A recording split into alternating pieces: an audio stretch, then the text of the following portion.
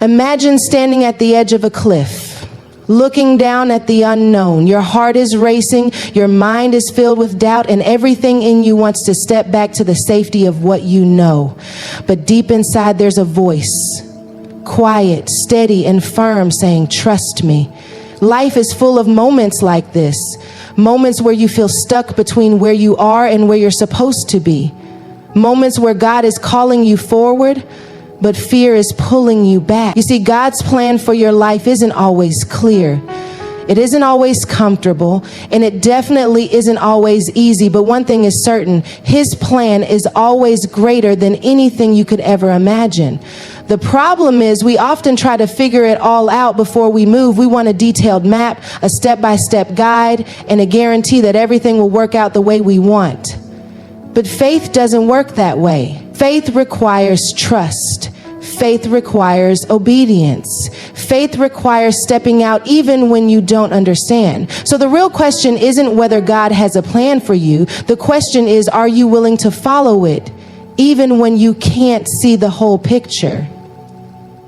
Purpose over popularity is a lesson that many people overlook because we live in a world that glorifies attention. Society teaches us that success is measured by how many followers we have, how much money we make, or how many people recognize our name. But God does not operate by human standards. He is not concerned with how many likes you get, how much applause you receive, or how famous you become. God is concerned with whether you are walking in the purpose He created you for. Many people spend their entire lives chasing validation. They work tirelessly to impress others, to prove their worth, and to gain recognition. But the truth is, no amount of external approval can ever fill the void inside of you if you are not living out your purpose. You can have millions of fans and still feel empty. You can have all the money in the world and still feel unfulfilled. That is because true satisfaction does not come from popularity.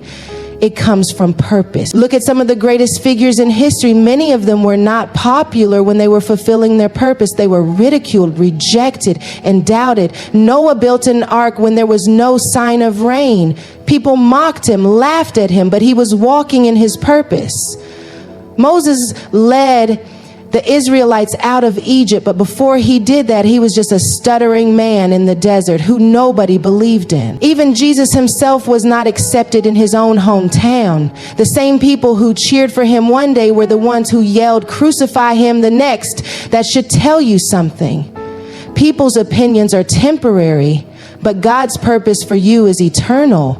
So many people spend their lives chasing after what the world says is important instead of what God says is important.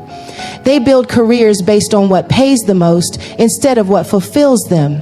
They pursue relationships based on status instead of genuine connection. They say yes to things they know aren't right for them because they're afraid of missing out. But when you live for approval, you become a slave to it. The moment people stop clapping for you, you feel lost. The moment you're no longer in the spotlight, you feel like you don't matter. But here's the truth. Your value is not in how many people know your name. Your value is in the fact that God created you for a reason. Walking in your purpose requires courage. It means doing what you're called to do, even when nobody is watching, even when nobody understands, even when you feel like giving up. It means trusting that God's plan is better than anything you could come up with on your own. It means believing that if He called you to it, He will equip you for it. It won't always be easy, and it won't always be glamorous. Sometimes purpose looks like working behind the scenes while others get the credit. Sometimes purpose looks like making sacrifices that nobody else understands. But when you are walking in your God-given purpose, there is a peace that comes with it. There will always be distractions. There will always be temptations to chase what is easy, what is popular, what makes you look good in the eyes of others. But at the end of the day, none of that will matter if you are not living the life you were created for. The world will tell you that you need to be known, but God is asking you to be faithful. The world will tell you to chase success, but God is asking you to chase obedience. The world will tell you to impress people, but God is asking you to impact them. Popularity fades, but purpose lasts forever. Faith through the storm is one of the most difficult but necessary lessons in life. It is easy to believe in God's plan when everything is going well, when doors are opening, when prayers are being answered, and when life feels smooth. But faith is not tested in comfort. Faith is tested in the storm. The real question is not whether you can trust God when life is easy. It's whether you can trust him when everything is falling apart. Can you still believe in his plan when nothing is going your way? Can you hold on to his promises when you feel lost, broken, and unsure of what's next? Storms come in many forms. Some storms look like financial struggles where no matter how hard you work, you just can't seem to make ends meet. Some storms come in the form of rejection, where you feel overlooked, underappreciated, and forgotten.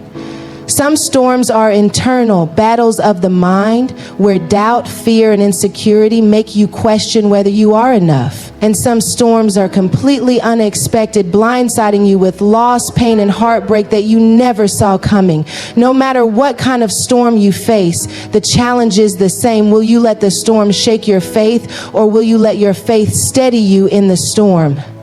One of the most powerful examples of faith through the storm is Peter walking on water.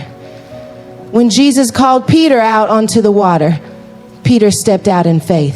As long as his eyes were on Jesus, he walked above the waves. But the moment he focused on the wind and the storm around him, he started to sink. That is exactly how faith works in our lives. As long as we keep our focus on God, we can walk through anything. But the moment we start focusing on the problems, the fears, the uncertainty, we start to sink into doubt and despair. The storm was never the problem. Peter's focus was, and that is the key lesson. The storm doesn't determine your faith. Your focus does. Faith does not mean the storm disappears. Faith means you trust that God is in control even when you don't understand the situation. The enemy wants you to believe that because you're struggling, God has abandoned you. That is a lie. God never promised that we wouldn't have struggles. He promised that he would be with us through them. The Bible is full of people who faced storms. Joseph was betrayed by his own brothers and thrown into prison before he ever reached the palace. Job lost everything he had, his wealth, his health, and his family, yet he still held on to his faith. Paul was beaten, imprisoned, and shipwrecked multiple times, but he never lost sight of his purpose. And Jesus himself faced the ultimate storm, betrayal, rejection, and the cross, but he endured it because he knew there was something greater on the other side. The storm is not meant to destroy you. It is meant to develop you.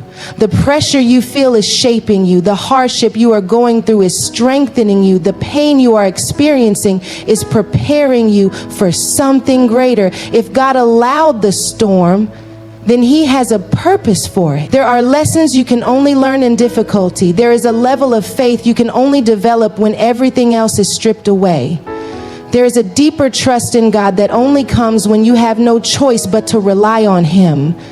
The greatest victories often come after the greatest storms, but you have to make a decision.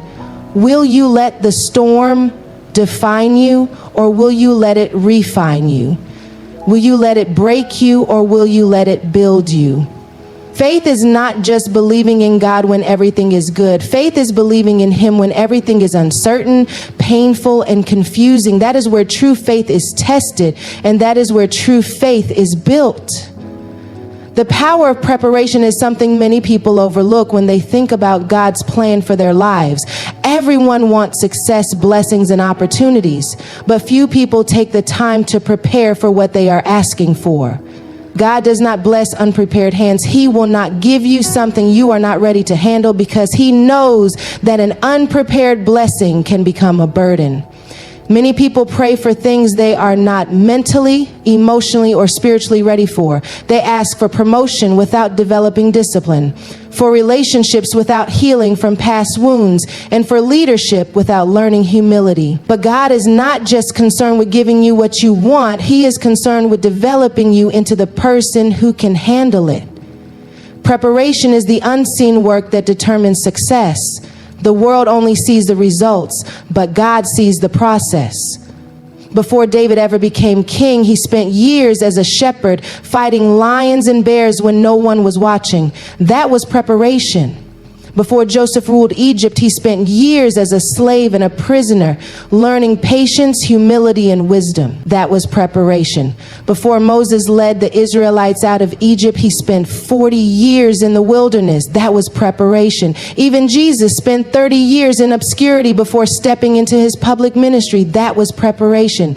If God made even his greatest servants go through a process, why do so many people think they can skip it? The truth is, preparation is often uncomfortable. It means doing the hard work when no one is clapping for you. It means training when you don't see immediate results. It means trusting that what you're doing in private will one day be revealed in public. Most people want the reward without the work, the results without the discipline, and the success without the struggle. But preparation is where character is built. It is where skills are developed. It is where weaknesses are exposed and corrected. Without it, even if you receive what you are praying for, you won't be able to keep it. One of the biggest mistakes people make is assuming that delay means denial. Just because something hasn't happened yet does not mean it is not part of God's plan. Sometimes God is not saying no, he is saying not yet. He is giving you time to grow, to learn, and to develop into the person who can carry the blessing. If you rush the process, you might step into something you are not equipped to handle. Many people destroy their own opportunities because they arrive unprepared. They get a job they are not disciplined enough to keep. They enter a relationship they are not mature enough to sustain. They step into leadership before learning how to serve. A blessing at the wrong time can be just as harmful as not receiving it at all. The best way to prepare is to act in faith even when nothing seems to be happening. If you are praying for a breakthrough, prepare as if it is already on the way. If you are asking for opportunities, develop the skills you will need to handle them. If you are believing for a future relationship, work on becoming the best version of yourself now. Faith is not just believing, it is acting in alignment with what you are believing for. Every great achievement is built on preparation. Athletes train for years before they ever compete. Musicians practice for hours before they perform. Leaders study and develop themselves long before they step into their calling. The difference between those who succeed and those who struggle is often not talent, luck, or even opportunity. It is preparation. God's plan is not just about where he wants to take you. It is about who he wants you to become along the way.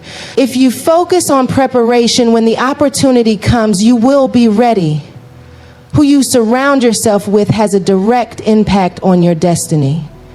The people in your life either push you toward your purpose or pull you away from it. God places the right people in your path to encourage, challenge, and support you, but he also removes people who no longer serve your growth. One of the hardest lessons to learn is that not everyone who starts with you is meant to finish with you. Some relationships are seasonal, and holding on to the wrong people can slow you down, distract you, and even derail you from your purpose. Many people struggle with this because they feel guilty about letting people go.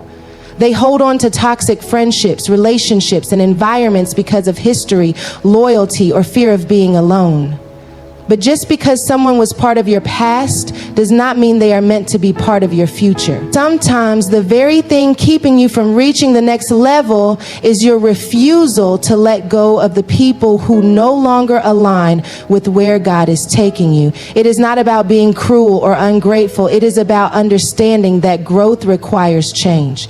If you are constantly surrounded by negativity, doubt, and distractions, you will struggle to hear God's voice and move in the direction he is calling you. The Bible is full of examples of people whose associations affected their destinies. Look at Samson. He was chosen by God, gifted with incredible strength, yet he surrounded himself with the wrong people. Delilah was not meant to be part of his purpose. But because he ignored the warning signs and stayed connected to her, it led to his downfall. Judas walked with Jesus, saw his miracles, heard his teachings, and yet betrayed him because his heart was never truly with him. On the other hand, look at David and Jonathan. Jonathan could have been jealous of David, but instead he encouraged and supported him even at his own expense. The right people in your life will celebrate your growth, pray for your success, and push you closer to God's plan. It is important to be intentional about your circle. Ask yourself, do the people around me inspire me to be better? Do they challenge me to grow? Do they hold me accountable when I get off track, or do they bring negativity, doubt, and distraction into my life? The company you keep shapes your mindset, your habits, and your decisions. If you surround yourself with people who lack vision, you will struggle to see your own. If you spend time with people who do not value growth, you will find yourself stuck in the same place. If your closest friends do not support your dreams, you will start doubting them yourself. Sometimes God removes people from your life for your own protection. You may not understand it at the time, but He sees things you do not see. He hears conversations you never hear. He knows the true intentions of those around you. When someone walks away, betrays you, or suddenly disappears from your life, do not chase them. Trust that if they were meant to stay, they would have stayed. Every person in your life serves a purpose. Some are there to teach you lessons, some are there to support you, and some are there to prepare you for what is coming next. It is not just about removing the wrong people, it is also about surrounding yourself with the right ones. Find people who uplift you, challenge you, and push you to be better. Seek out those who share your values, who have faith in you even when you doubt yourself, and who remind you of God's promises when you feel discouraged. The right people will sharpen you, inspire you, and help you stay focused on your purpose. When you align yourself with the right circle, you position yourself to walk fully in God's plan for your life. Obedience over understanding is one of the hardest lessons to grasp when following God's plan. Human nature craves clarity, certainty, and control. We want to know exactly how things will unfold, why certain things happen, and what the outcome will be before we take a step. But faith does not work that way. God calls us to obey even when we do not understand. He asks us to trust Him even when the path ahead is unclear. He requires us to move forward even when we have more questions than answers. True faith is not found in knowing every detail. It is found in obeying even when nothing makes sense. The Bible is filled with people who had to walk in obedience before they had understanding. When God told Noah to build an ark, there was no visible sign of rain. The world around him was dry, and people mocked him for preparing for something they could not see. But Noah did not wait for an explanation. He obeyed. And when the flood came, his obedience saved him and his family. Abraham was called to leave his home, his family, and everything familiar without knowing where he was going. God simply told him to go, and he went. His obedience led to him becoming the father of many nations. Joshua was told to march around the walls of Jericho for 7 days. From a logical standpoint, that made no sense. Walls do not fall from marching. They fall from weapons and force. But Joshua obeyed, and on the 7th day, the walls collapsed. Their breakthrough did not come from understanding. It came from obedience. One of the greatest struggles in life is learning to follow God's voice when you cannot see the full picture. Many people miss their blessings because they hesitate, waiting for confirmation that never comes. They want every step to be laid out before they move. But God does not operate on human terms. He requires faith before He provides clarity. He asks for obedience before He reveals the outcome. Delayed obedience is still disobedience. When God tells you to move, to let go, to step out in faith, you do not need to understand. You just need to obey. Obedience often requires discomfort. It will take you out of your comfort zone, away from what is familiar and into the unknown. It will stretch your faith, challenge your fears, and test your patience. God will tell you to walk away from relationships that no longer serve your purpose, even when you do not want to let go. He will tell you to take opportunities that seem beyond your abilities, even when you feel unqualified. He will ask you to forgive people who hurt you, even when you feel they do not deserve it. Obedience is rarely easy, but it is always necessary. Many people ask for signs before they obey, but the reality is that sometimes obedience is the sign. When you step out in faith, God will confirm his plan through your actions. He does not show you the whole staircase. He simply asks you to take the first step. The problem is that most people are waiting for perfect conditions before they move. They want to feel fully prepared, fully qualified, fully ready. But if you wait for the perfect moment, you will be waiting forever. God is not looking for your perfection. He is looking for your willingness. He can use anyone who is willing to say yes, even when they do not fully understand. Breakthroughs, blessings, and favor are all tied to obedience. Many people struggle because they want God to move first before they obey. But obedience is what unlocks the next level. When you trust him enough to follow, even when the road is unclear, you position yourself for his best. God's plan is always greater than anything you could imagine, but you have to be willing to walk in obedience before you see it unfold. Growth through trials is one of the deepest and most challenging lessons in life. Nobody likes pain, struggle, or hardship, yet those are the very things that shape us into who we are meant to be. Growth does not happen in comfort. Strength is not built without resistance. Faith is not deepened without testing. Every person who has ever fulfilled their God-given purpose has walked through trials that refined them, stretched them, and prepared them for what was ahead. The truth is, trials are not obstacles to your destiny. They are part of it. God uses every difficulty, every setback, and every storm to strengthen you for what he has planned. It is easy to trust God when life is good, when prayers are being answered, and when everything is going according to plan. But true faith is tested in the fire, when life takes an unexpected turn, when the door you prayed for remains closed, when the people you trusted betray you. That is when your faith is either built or broken. The enemy wants trials to weaken you, to make you doubt, to make you quit. But God allows trials to strengthen you, to teach you perseverance, and to deepen your trust in him. The same fire that destroys some people refines others. It is not the trial itself that defines you, it is how you respond to it.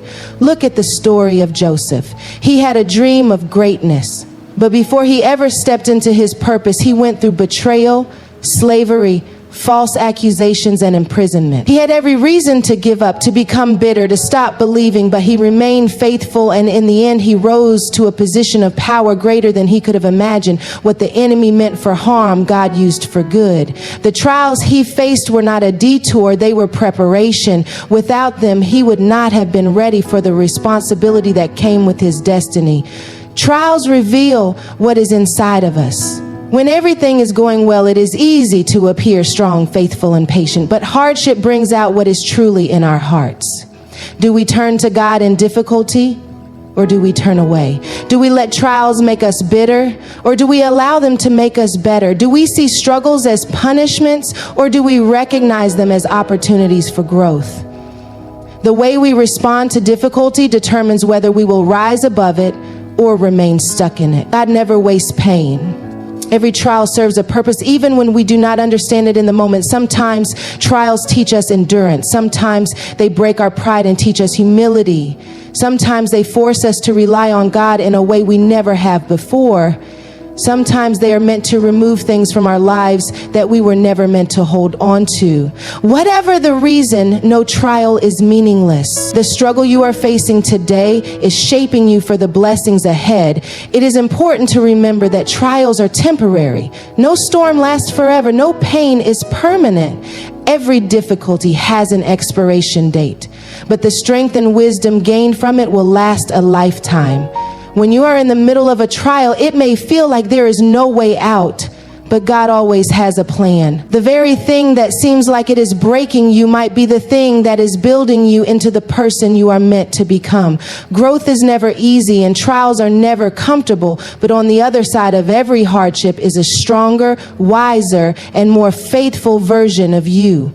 At the end of the day, God's plan for your life is bigger than your fears, greater than your doubts, and stronger than any obstacle you will ever face. But walking in that plan requires trust. It requires preparation, obedience, and a willingness to let go of what no longer serves you. It demands that you surround yourself with the right people, embrace the trials that shape you, and move forward even when you don't understand the path ahead. You may not have all the answers, but you don't need them. You just need faith. Faith to believe that what God has for you is worth the wait. Faith to keep going when things get tough. Faith to step into the unknown, knowing that He is guiding your every step. Your journey will not always be easy, but it will always be worth it. And when you look back, you will see that every struggle, every delay, every setback was not a detour, it was preparation. So trust the process, stay faithful, keep walking, because the plan God has for you is greater than anything you could ever imagine. And when the time is right, you'll understand why every step was necessary.